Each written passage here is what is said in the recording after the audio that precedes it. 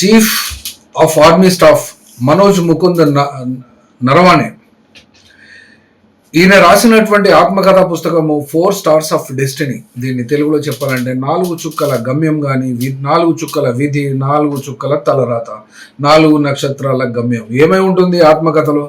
తన యొక్క సర్వీసు గురించి, తన యొక్క అనుభవాల గురించి, భారతదేశం ఆర్మీలో పనిచేస్తున్నటువంటి టైంకు సంబంధించి అవే ఉండవచ్చు, జీవితానికి సంబంధించినవి ఉండవచ్చు. ఈయన ఆర్మీ చీఫ్గా పదవి బాధ్యతలు నిర్వహించింది డిసెంబర్ 31, 2019 నుండి ఏప్రిల్ 30, 2022 వరకు ఈయన ఆర్మీ చీఫ్ జనరల్గా ఉన్నారు. కాబట్టి ఈ పుస్తకము మీద వచ్చినటువంటి విమర్శలను లెక్కలో తీసుకున్నట్లయితే పార్లమెంటులో జరిగినటువంటి లేదా దాడిగా చెప్పబడుతున్నటువంటి అంశాలకై జోలికి అయితే పోలే అనుకుంటే రాహుల్ గాంధీ లేవనెత్తినటువంటి ప్రశ్న చైనా భారతదేశం యొక్క లైన్ ఆఫ్ యాక్చువల్ కంట్రోల్ దగ్గర పర్మనెంట్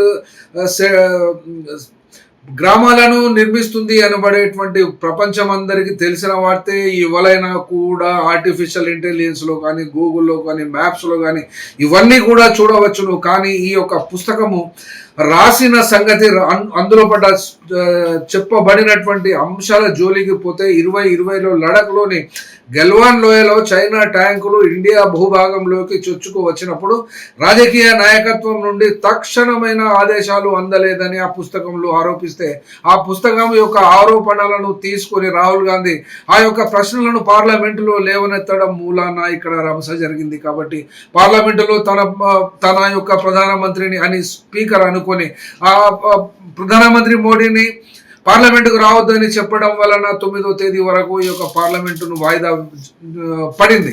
కాబట్టి ఇక్కడ నరవాణే చెప్తున్నటువంటి లెక్క అనగా గల్వాన్ వ్యాలీ అప్పుడు దాడి జరిగినప్పుడు 20 మంది భారత సైనికులు చనిపోయారు.